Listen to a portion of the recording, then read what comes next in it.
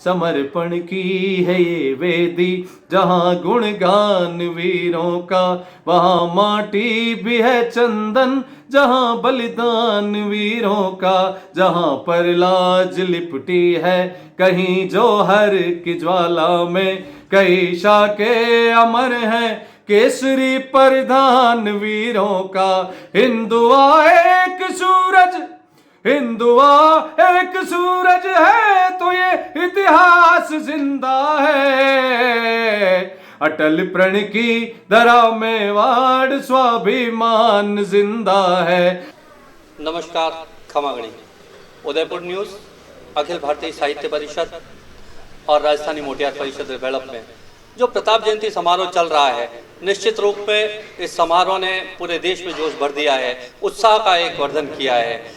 जो लोग महाराणा प्रताप को अपना आदर्श मानते हैं, ऐसे ही कुछ लोग देश दुनिया से हमारे साथ आज जुड़ेंगे। ऑनलाइन जो महाराष्ट्र में बैठे हुए हैं या हिमाचल में बैठे हुए हैं, ऐसे साहित्यकारों को, ऐसे सृजनकारों को, कवियों को हम इस कोने कोने से जोड़कर महाराणा प्रताप जयंती पर आपके सामने लाएंगे। मेवाड़, वो तपोभूमि जहाँ त्याग समर्पण का एक इतिहास रचा गया। ये कहें कि तलवारों और भालों से एक इतिहास रचा गया जो महिमा मंडित हुआ, अपने गौरव तक पहुंचा। हल्दी घाटी की इतिहास अपने आप में अनूठा है। हाड़ी, पन्ना, मीरा, पद्मन, किस किस की बात करें। यहाँ एकलिंगनाथ जो मेवाड़ की भूमि पे विराजमान है और उसके आसन पर एकलिंगनाथ के साथ उनका दीवान उनकी सेवा में लगा हुआ है। वैसे ही दीवान एक समय में आज से 500 वर्ष पहले महाराणा प्रताप रहे। महाराणा प्रताप के हल्दीघाटी युद्ध को तो हम सब जानते हैं, पर उन्होंने क्या क्या काम किए, किस तरह के काम किए, क्या आदर्श आयाम स्थापित किए। उनकी सेना का सेनानायक जहाँ हाकिम खां पठान था, जिन्होंने धर्म की ध्वजा फहराने के लिए अपनी प्राणों की आहुति दे दी।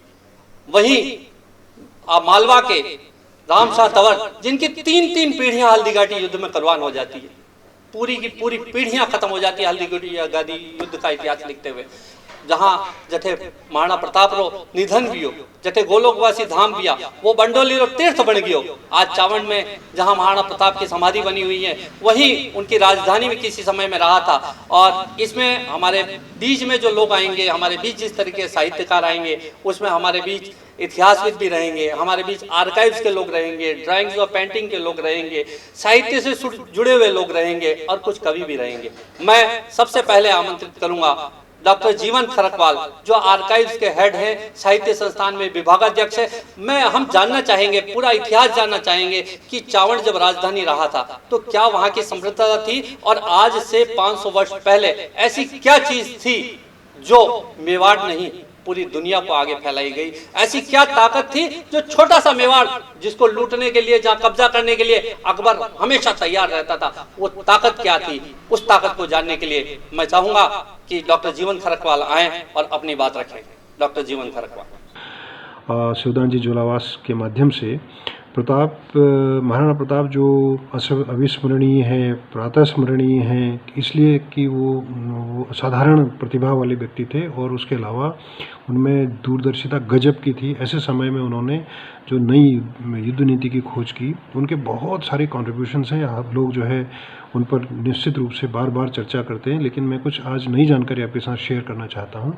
उनकी राजधानी में जहाँ उन्होंने सबसे अधिक समय बिताया, चावंड में, जो उदयपुर से करीब 50 किलोमीटर दक्षिण में स्थित है। चावंड में एक छोटा सा किला है जिसमें प्रताप रह रहे थे। उस किले के अंदर दक्षिण पूर्वी कोने पर एक पानी साफ करने का संयंत्र है। एक आयताकार स्ट्रक्चर है जिसमें 26 खाने बने हुए हैं। उनमें से मध्य में सबसे बड़ा खाना है और चारों ओर छोटे छोटे खाने हैं, और एक कोने से उसमें जल अंदर आ रहा था, और वो जल जो है एक से दूसरे, दूसरे से तीसरे चैम्बर में होता हुआ आखिरी में सबसे बड़े चैम्बर में जा रहा था। ये बहुत ही इंटरेस्टिंग बात है, क्योंकि उन चैम्बर्स में असल में सन 2002 में जब हमने उसको एग्जामिन किया तो उसमें नीचे कोयला और रेत की परत थी। कोयला और रेत असल में हमारे भारत में पारंपरिक रूप से जल को साफ़ करने के लिए इस्तेमाल किया जाता है। ये अभी यदि आप जितने भी हमारे घरों में फ़िल्टर, आरओज़ लगे हैं, उनमें भी सब यही चीज़ यूज़ हो रही है, यही आइडिया यूज़ हो रहा है। इसी प्रोसेस से जो है जल साफ़ किया जाता है। तो ये एक्चुअली 500 साल पुराना जो संयंत्र हमारे मेवाड़ में सुरक्षित है प्रताप के किले में, ये प्राचीन भारतीय विज्ञान का ज़बरदस्त और नायाब नमूना है। एग्जैक्टली वैसा ही नमूना जैसा जावर में जस्ता गलाने का है।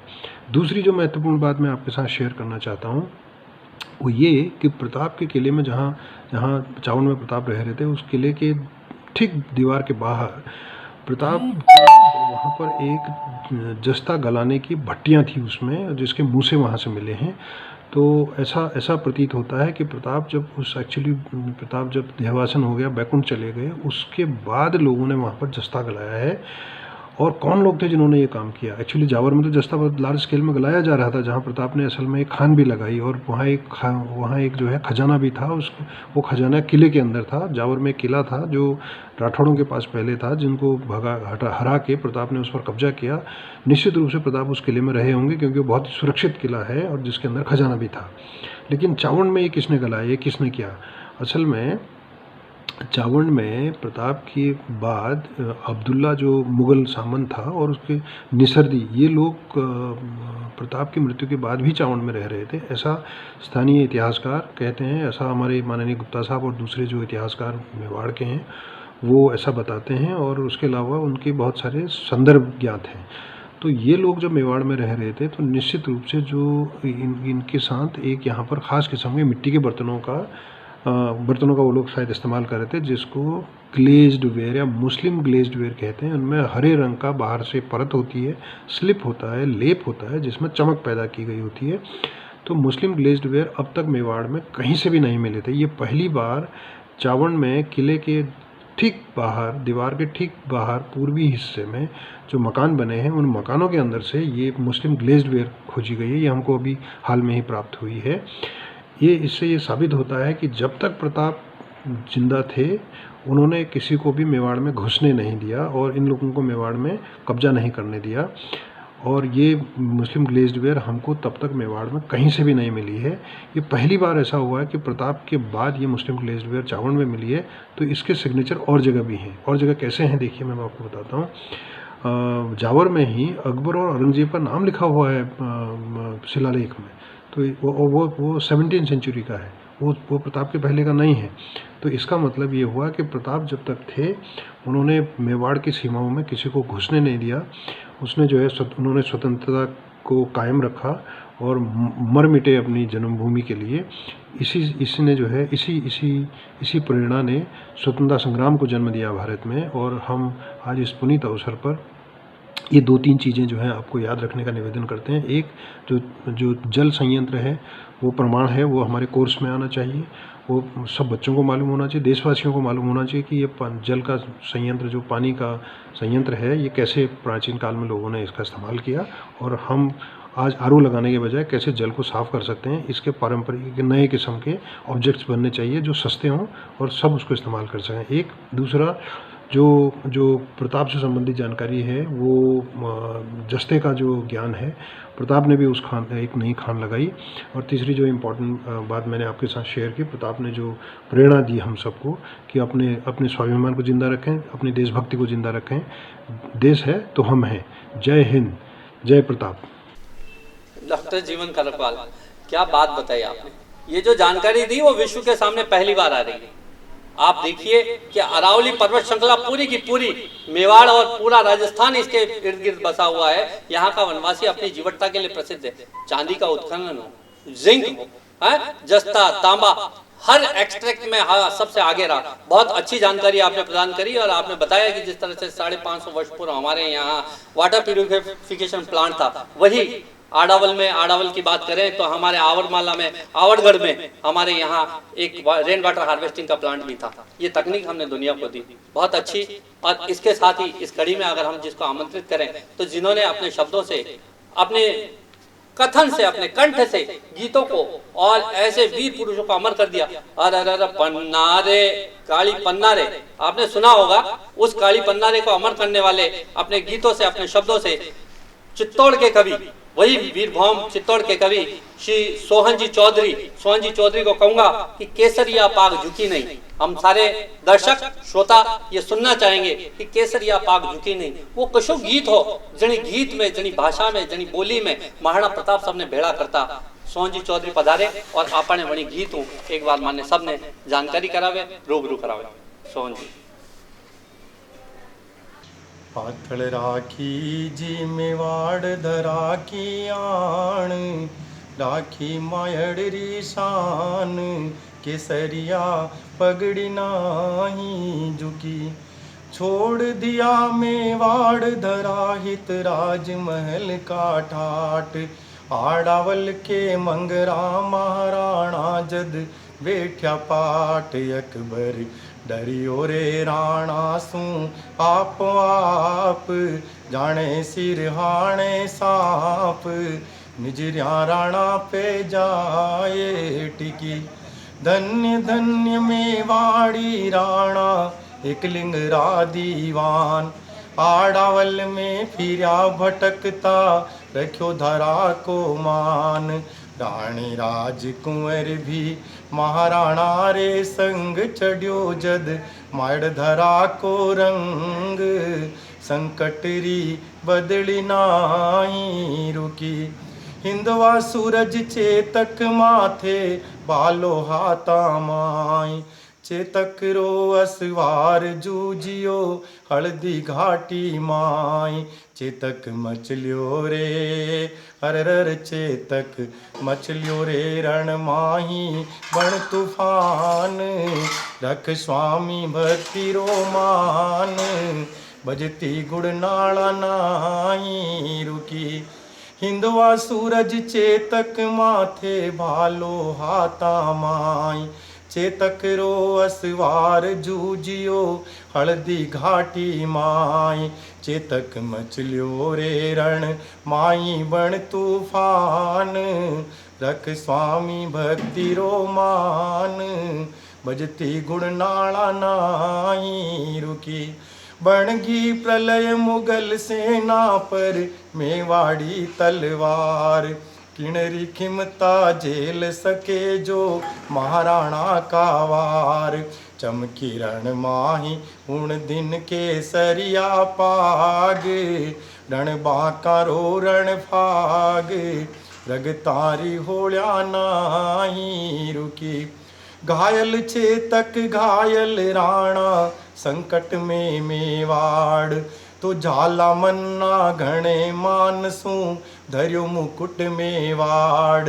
दुश्मन झपट्यो रे ओ दुश्मन झपट्यो रे मन्ना पे राणो जान।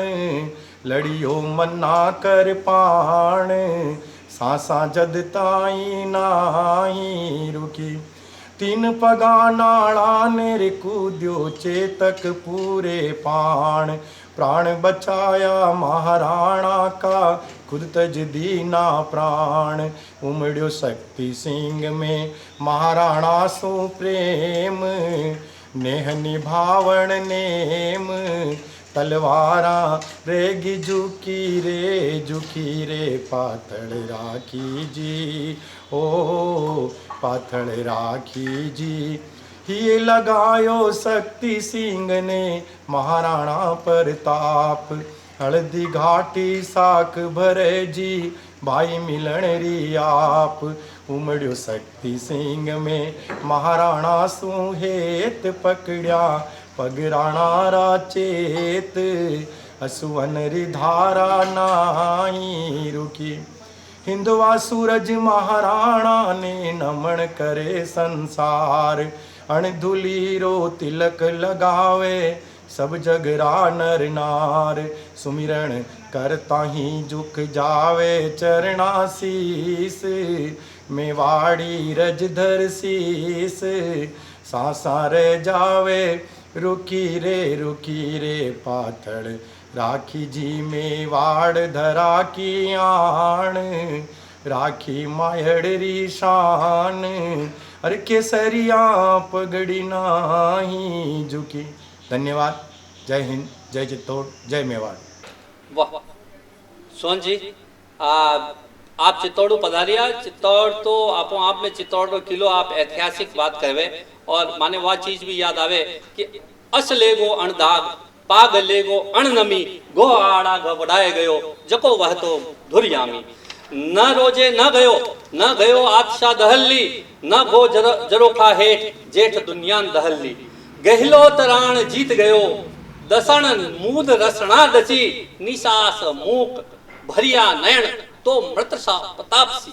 महाराणा प्रताप रे निधन पे 218 जो छपाई जो चरित्र यदि वे सुनावे तो अकबर और निसासो नाकर को जीभ काट देवे, बिना आंखा में आंसू आ जावे, वो आंसू ढलकाए देवे और वो कहे कि केवल एक मात्र प्रताप ऐसा था कि जिसके पुट्ठे को, जिसके घोड़े को मैं दाग नहीं सका, वो जहां जहां जीतता था उन घोड़ों को दाग देता था, उसको बहुत अफसोस होता है। प्रताप वो वीर था, वो वीर जिसने अपनी अमरता का इतिहास लिखा, जो पशु उनके साथ प्रेम करते थे, उनके साथ रहने वाला हर वनवासी प्रेम करता था। ऐसी ही कुछ बात, ऐसी ही कुछ जानकारी आज अभी महाराष्ट्र में विराजे हुए हैं अखिल भारतीय साहित्य परिषद के संगठन मंत्री आदरणीय श्री विपिन चंद्र जी। विपिन चंद्र जी भाई साहब से जानना चाहेंगे, भाई साहब आप निश्चित रूप से तकनीक का उपयोग कर रहे हैं और लॉकडाउन में, और हमें पता है तो कुछ कमियां हो सकती है, पर हम जानना चाहेंगे कि प्रताप की वो क्या जीवटता थी, वो क्या वेग था जिसके कारण प्रताप अमर हो गए।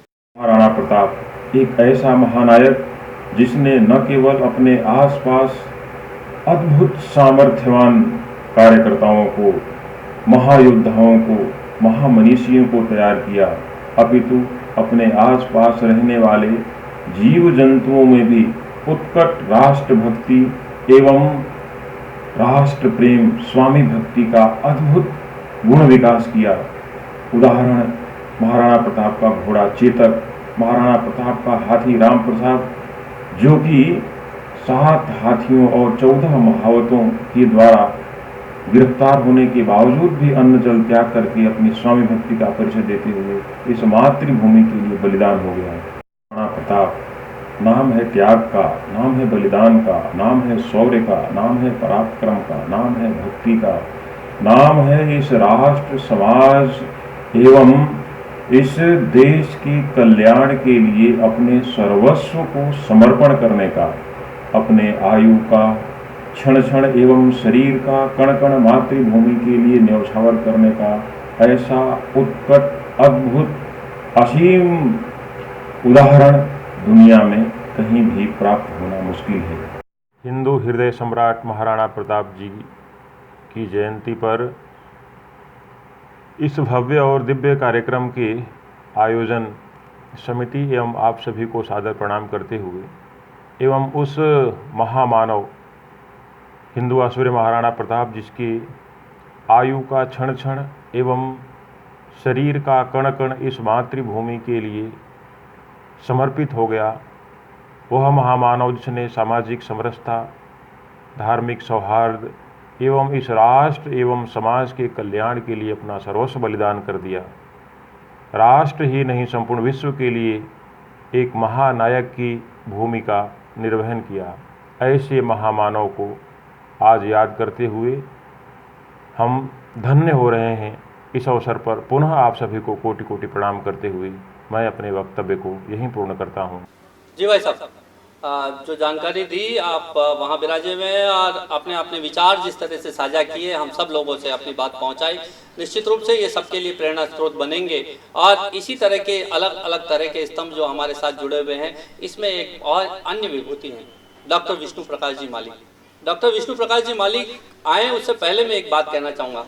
प्रताप के जिस चरित्र को, जिस पशुत्व को, जिस मानवता को, जिस मानवीयता को भाई साहब ने रखा, उसके साथ एक बात हमें ध्यान करनी पड़ेगी कि अब्दुल रहीम खान खाना की बेगम आनी खां को जब कुंवर अमर सिंह जी लेके और प्रताप के पास पहुंचे तो प्रताप को बहुत पीड़ा हुई और उन्हें फटकारते हुए कहा कि नहीं, ये कभी हम काम नहीं कर सकते, हम जीतेंगे, रण में जीतना हमारा स्वभाव है, मर सकते हैं पर किसी की, मुगलों की या किसी की भी, हमारे शत्रु की बहन बेटियों की इज्जत लूटना हमारा काम नहीं, इसलिए ससम्मान इनको वहां पहुंचाओ। तो वो नारी के सम्मान का पाठ भी उन्होंने पढ़ाया।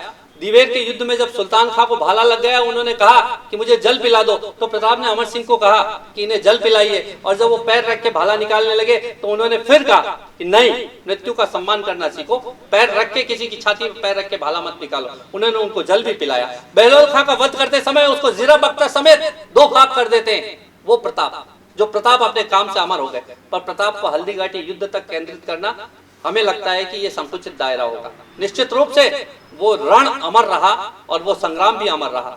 पर प्रताप ने, जिस तरह से हमने अभी चावड़ के काम देखे, जिस तरह से हमें जीवन जी खरकवाल ने बताए थे, प्रताप ने चित्रकला पे क्या काम किया, उनकी रागमाला शैली, प्रताप के जीवन के अलग अलग प्रसंग क्या थे। डॉक्टर विष्णु प्रकाश जी माली विद्वान रहे हैं, प्रख्याता रहे हैं और चित्रकला विभाग के रहे हैं। हम जानना चाहेंगे डॉक्टर विष्णु माली जी, आप अपने अनुभवों से और अपनी रिसर्च शोध से बताइए कि प्रताप की जो निसारदी और रागमाला शैली थी, उसके अलावा उनका क्या काम था। स्वागत है डॉक्टर विष्णु माली। प्रातः स्मरणीय वीर शिरोमणि महाराणा प्रताप भारतीय इतिहास के एक अमूल्य निधि है।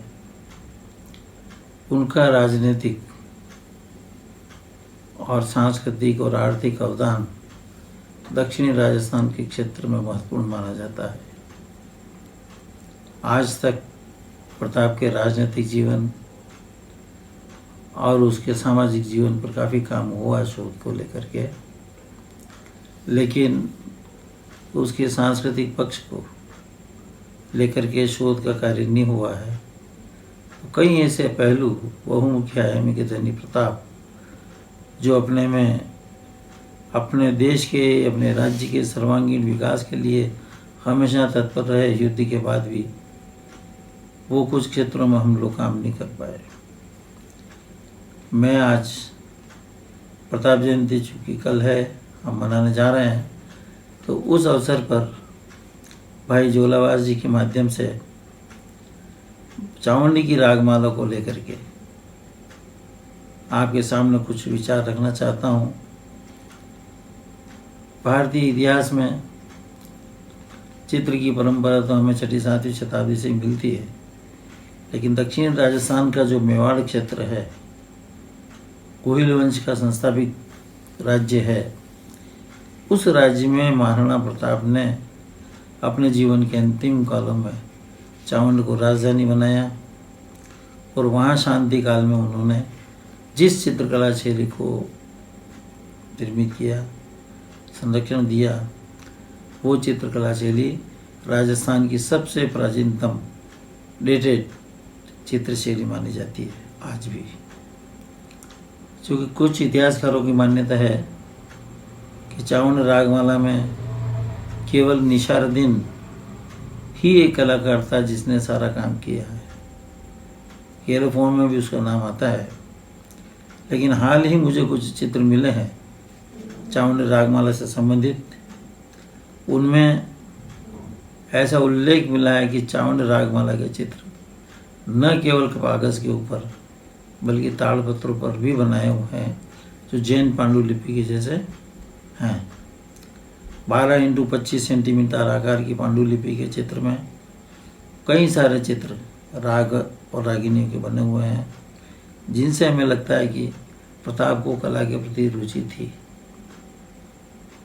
दूसरी बात, प्रताप उस समय केवल मेवाड़ के ही नहीं जल लोकनायक थे, बल्कि मालवा के भी लोकनायक के रूप में जाने जाते हैं।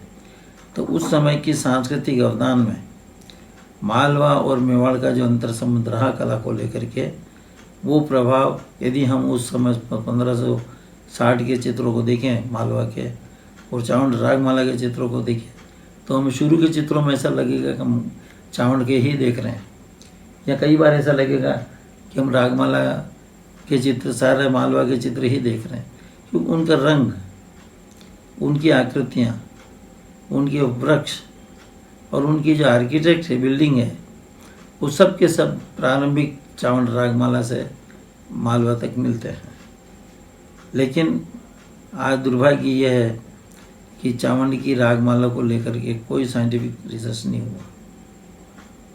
मैंने हाल ही में जो कुछ देखा है, पढ़ने की कोशिश की है इस विषय में, तो मुझे लगा कि हमारे यहाँ जो एक परंपरा विकसित हुई थी मालवा में, वो मेवाड़ में आई और मेवाड़ ने, प्रताप ने वो संरक्षण दिया और लगभग 50-50 चित्र रागमाला के बने सेट के। कुछ चित्र अभी अज्ञात हैं, जो उनको पता नहीं लगा है। ये कुछ चित्र प्रकाशित हो चुके हैं जिनमें सारा मालवा का प्रभाव हमें दिखता है। एक चित्र जो ताड़पत्र का है, मैं आपको दिखाना चाहूँगा कि उस चित्र में हंसवाहिनी चतुर्भुजी सरस्वती विराजमान है और उसके सामने उत्तरी वस्त्र पहने हुए एक पुरुष आकृति खड़ी है जिसके हाथ में चंवर है। प्राय ऐसे चित्र भारतीय ग्रंथों में, जैन शैली में या राजस्थानी चित्र शैली के जो ग्रंथ बने हैं उनमें इस तरह की एक परंपरा रही है कि माँ सरस्वती के सामने या तो विद्वान लेखक वो स्वयं होता था पूजा में, और या कोई जो शासक होता था वो बनाए गए। इस पुरुष वेश को देखने से आपको स्पष्ट लगेगा कि ये जो इसका स्ट्रक्चर है, इसका आकार हम कहें पोर्ट्रेट के हैं, तो ये पोर्ट्रेट उस रागमाला ताड़पत्र की रागमाला से लेकर के चावंड की रागमाला जो निशारदीन ने पेंट की है वहाँ तक एज इट इज चलता है। कहीं कोई सिमिलरिटी, कोई चेंज नहीं है उसके पोर्ट्रेट में। तो कई बार ये लगता है कि यार ये कि प्रताप का पोर्ट्रेट है। कुछ इतिहासकार कहते हैं कि नहीं साहब, निशारदीन की पेंटिंग का समय अमर सिंह के काल का है। तो ये एक जो विवाद वाली स्थिति आज भी हमारे सामने है, इस पर एक शोध की प्रक्रिया होना जरूरी है। मैं कुछ चित्र इसके बारे में आपको दिखाना चाहूँगा जो मालवा और मेवाड़ से है। कि एक पहला चित्र ताड़पत्र पर जो हमें मिला है ये आपके सामने है। इसमें स्पष्ट लिखा है कि इस ताड़ चित्र को देख करके हमें ऐसा लगता है कि इसी जैन पोथी आकार में सारे 42 चित्र इस ताड़पत्र के ग्रंथ में बने होंगे। लेकिन धीरे धीरे वो हमारे सामने आ रहे हैं और आ भी जाएंगे। दूसरा एक महत्वपूर्ण चित्र जो प्रताप के काल का हम देखते हैं या मान के चलते हैं वो है राग टोडी का। बहुत ही प्रसिद्ध चित्र है चावंड रागमाला का, कई जगह पब्लिश हो चुका है। तो ये राग टोडी का जो चित्र है, इसके रंग, इसके आकार, इसकी फॉर्म पे कई मुग़ल प्रभाव भी आया है। पहाड़ों को यदि हम देखें तो इसमें मुग़ल प्रभाव भी है। बैकग्राउंड और फोरग्राउंड के कलर को हम देखें तो सीधा मालवा के प्रभाव के ऊपर जाता है। तो ये जो आकृतियाँ, नारी आकृतियाँ बनी हैं उसमें, चाहे पशु पक्षी बने हुए हों, सब के सब उसी आकृति में है या उन आकारों में है जो मालवा शैली के हैं। तो एक परंपरा से हम ये कहें कि मालवा और मेवाड़ 16वीं शताब्दी में कला के दृष्टिकोण से एक ही थे। उसमें कोई बदलाव, कोई परिवर्तन वाली स्थितियाँ उसमें नहीं थी। लेकिन कुछ चित्रों में जो बाद के धीरे धीरे बने हैं उनमें एक प्रसिद्ध चित्र है इसी सीरीज़ का, ढोला मारू, मारू रागिणी का। ये पूरा एक मारू रागिणी और दीपक राग, ये दो चित्र बहुत प्रसिद्ध हैं इस शैली के। और दूसरा है राग दीपक का, ये प्रसिद्ध। इनकी आकारों को भी आप देखें, इनका जो पोर्ट्रेट फिगर है वो पोर्ट्रेट फिगर पहला जो मैंने चित्र दिखाया था उस पोर्ट्रेट फिगर से कितना मेल खाता है। ये सारी कंपैरिजन करने की आज आवश्यकता है अगर हम सही ढंग से प्रताप के राज्यकाल में हुए चित्रकला के विकास क्रम का अध्ययन करें, देखें तो। वरना ऐसे कि हर साल आयोजन हम करते हैं और ये होता है कि साहब प्रताप ने ये कंट्रीब्यूट किया, प्रताप ने वो कंट्रीब्यूट किया। ये राग इंडोल, ये उसी चावंड रागमाला का राग इंडोल का रंगीन चित्र है जो हमारे सामने है। तो इस तरीके के चित्र छुटपुट मिल रहे हैं, पब्लिश भी हो रहे हैं, लोगों के सामने अब धीरे धीरे आने लगे। तो उससे प्रताप के काल को एक महत्व भी मिला है। और प्रताप ने जिस चित्र शैली की स्थापना की है उसके काल में निशारदीन ने जिस शैली की स्थापना की उसके प्रभाव हम चोर पंचशिखा 1660 में भी देखते हैं, मधुमालती में भी देखते हैं, गीत गोविंद में भी देखते हैं। तो ये कंटिन्यूटी प्रभाव बाद में 16वीं शताब्दी से 70वीं शताब्दी तक एक निरंतरता चली गई, लेकिन आकारों में बदलाव हमारे सामने होता रहा। और ये जो प्रताप के युग का एक बहुत बड़ा महत्वपूर्ण चित्रकला के क्षेत्र में कंट्रीब्यूशन है। और मैंने तो यहाँ तक सुना है कि चावंड में जहाँ हम लोग एक्सकैवेशन गए थे आर्कियोलॉजी के साथ में, तो वहाँ पता लगा कि किसी मकान के अंदर कुछ प्रतापकालीन वॉल पेंटिंग्स भी है, लेकिन वो मकान कई सालों से बंद है। तो इसके लिए भी प्रयास किए जा रहे हैं कि वो अगर खुल जाता है तो हमें उसके एग्जैक्ट डेटिंग, फॉर्म के बारे में, कलर के बारे में सब कुछ जानकारी मिल सकती है। तो ये जो थोड़ा सा एक प्रताप का है कंट्रीब्यूशन हमारे सामने, तो एक चित्रकार होने के नाते मैं और उदयपुर में कई लोग हैं शोधार्थी चित्रकला के क्षेत्र के, वो सब मिल कर के यदि एक अच्छा काम प्रताप के इस कला को लेकर के करें, तो मैं सोचता हूँ हम प्रताप के जो एक सांस्कृतिक अवदान है, प्रताप का जो एक योगदान है भारतीय कला इतिहास में, वो उजागर होगा। और हम सबको मालूम पड़ेगा कि प्रताप केवल न योद्धा थे, लोकनायक थे, बल्कि उनके समय में तो साहित्यकार भी थे, चक्रपाणी जैसे विद्वान भी थे। कई सारी किताबें लिखी, कृषि के ऊपर लिखी है, ज्योतिष के ऊपर लिखी है, राज दरबारी के ऊपर लिखी है। तो ये नहीं कि प्रताप खाली योद्धा थे।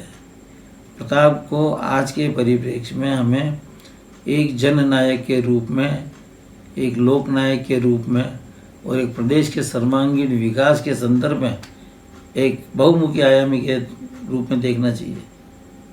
केवल एक हल्दी घाटी का युद्ध ही प्रताप के लिए इतना महत्वपूर्ण नहीं है जितना उसका कंट्रीब्यूशन कला, साहित्य, संगीत, संस्कृति, कृषि, आर्थिक उत्थान के क्षेत्र में भी उसने उतना ही योगदान दिया जितना युद्ध की तरफ अपनी मातृभूमि की रक्षार्थ उसने सेवाएं दी है। आज के इस मौके पर मैं पुनः प्रातस्मरणीय प्रताप को नमन करता हूँ, सभी देशवासियों को भी प्रणाम करता हूँ, और इनकी वजह से आज पूरा देश हम एकजुट में प्रताप को हम पूरा देश आज नमन करता है। बहुत सुंदर डॉक्टर विष्णु माली साहब, आपने जिस तरह से बात रखा, अब हम लोगों ने आर्काइव्स का पार्ट भी सुना है, हम लोगों ने सांप्रदायिक सौहार्द का पार्ट भी सुना और ड्राइंग पेंटिंग्स की बात सुनी, और जिस तरह से विश्व वल्लभम मूर्तमाला की बात विष्णु जी आप बताते हो, ये जानकारियाँ जो है दुनिया के सामने जाने के लिए बिल्कुल एक अमूल्य साथी है। हमें गर्व है कि धैर्यावद हो चाहे प्रसाद हो, हम भी उसी खून से आते हैं, तो इसलिए वाइस, दांतरा, गेंदलिया, ये सारे जो प्रताप के पुत्र थे, है ना, बीजापुर, बाली, ये ठिकाने उनको दिए हुए थे। वो अटल प्रण का प्रहरी जो है प्रताप किस तरह लोगों के मन में जिंदा है, इसके लिए मैं सीधी सीधी आवाज देना चाहूंगा। हमारे मालवा के अधिवक्ता श्री ब्रजराज सिंह जगावत पधारे और सबको एक बार अपने कंठों से, अपनी वाणी से प्रताप ने किस तरह से अमर किया वो उद्वेलित करने का प्रयास करें।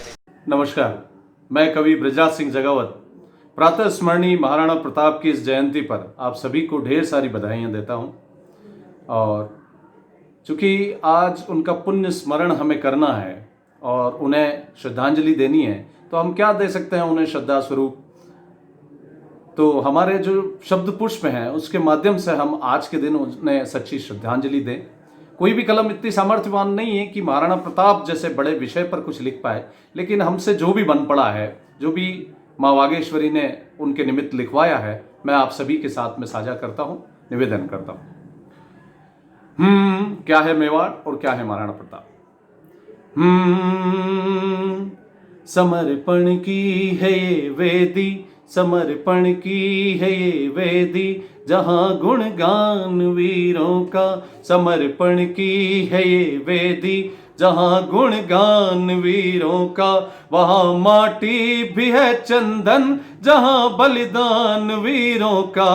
वहाँ माटी भी है चंदन, जहाँ बलिदान वीरों का। जहाँ पर लाज लिपटी है कहीं जौहर की ज्वाला में, कई शाके अमर हैं केसरी परिधान वीरों का। हिंदुआ एक सूरज, हिंदुआ एक सूरज है तो ये इतिहास जिंदा है। अटल प्रण की धरा मेवाड़ स्वाभिमान जिंदा है। अटल प्रण की धरा मेवाड़ स्वाभिमान जिंदा है। जहाँ कण कण में शोभित है लहू का मान वीरों का। जहाँ कण कण में शोभित है लहू का मान वीरों का। जो सूरज हो उसे फिर मोल क्या महलों जागीरों का। जो सूरज हो उसे फिर मोल क्या महलों जागीरों का, सदा पैरों तले रौंदा जिसने मुगलों के तेवर को, झुकी कहीं पाग ना उसकी जो नायक था रणधीरों का। विश्व इतिहास में हल्दी की घाटी ही चुनिंदा है, अटल प्रण की दरा में वाड़ स्वाभिमान जिंदा है, अटल प्रण की दरा में वाड़ स्वाभिमान जिंदा है। और क्या थे महाराणा प्रताप, क्या थी उनकी स्वाधीनता?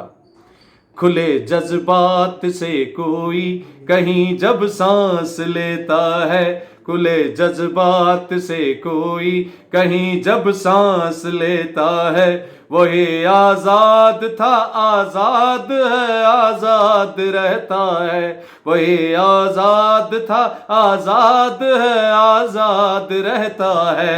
जहां धमनी शिराओं में लहू बन आग बहती है, तभी स्वाधीनता की ये कथा मेवाड़ कहता है।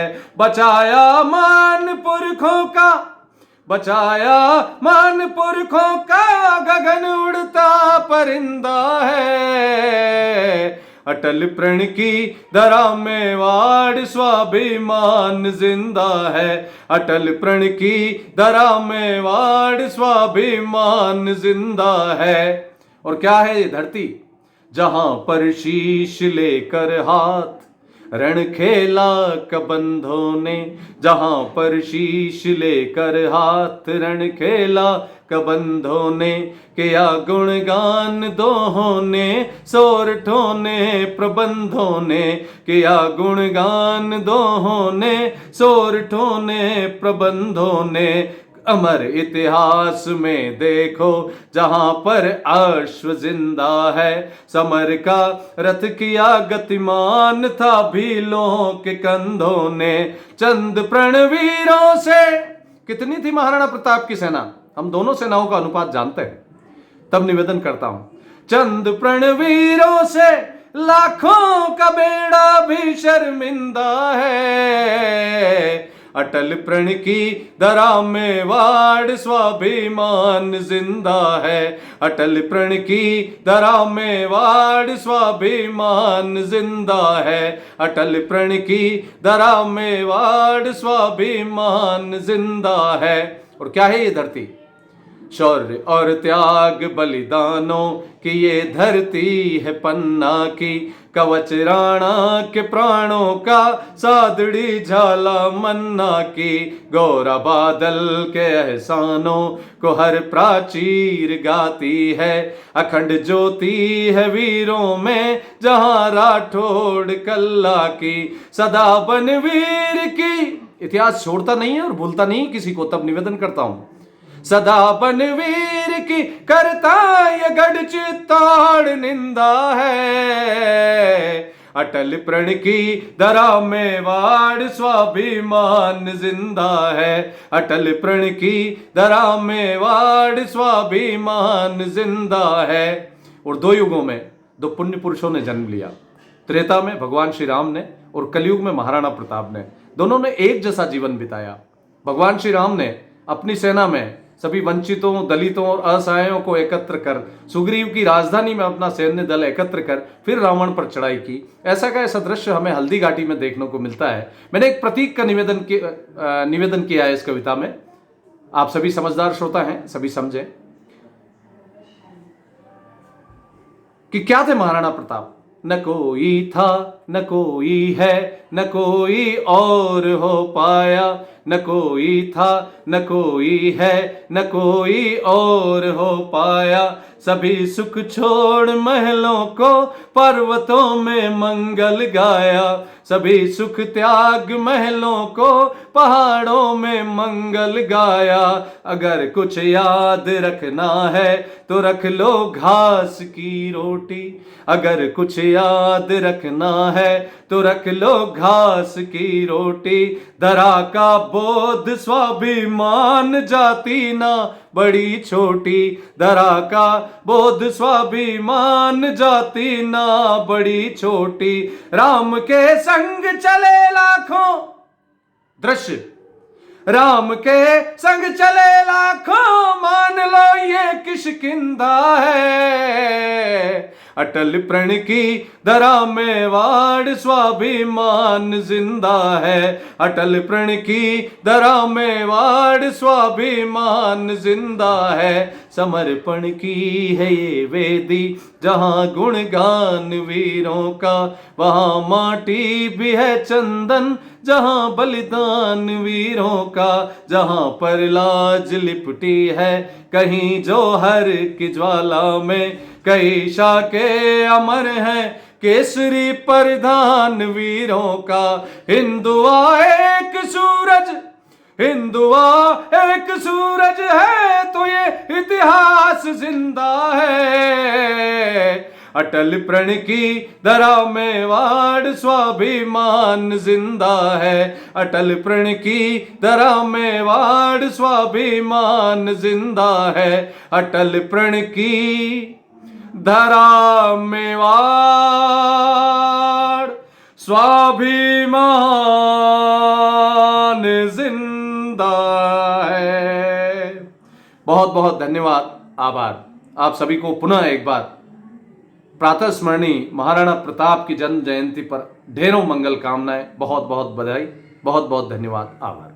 आप सब लोगों ने ऑनलाइन और ऑफलाइन जिस तरह से इस माध्यम से, खासतौर से उदयपुर न्यूज़ चैनल के माध्यम से इन लोगों को सुना, इन साहित्यकारों को सुना, ये निस्संदेह स्तुत्य है। प्रताप को आप लोगों ने याद किया। मैं अपनी बात आगे बढ़ाऊं और ख़त्म करूं इन्हें साथे कि बाबूजी चतुर सिंह जी चाहे लईणा राणा धीर धर्म रखवाड़ा थू रघुकुल रावटवाड़ा थू रजवट रावटवाड़ा और वीर प्रताप राम रा पोता जसरा जगत उजाड़ा।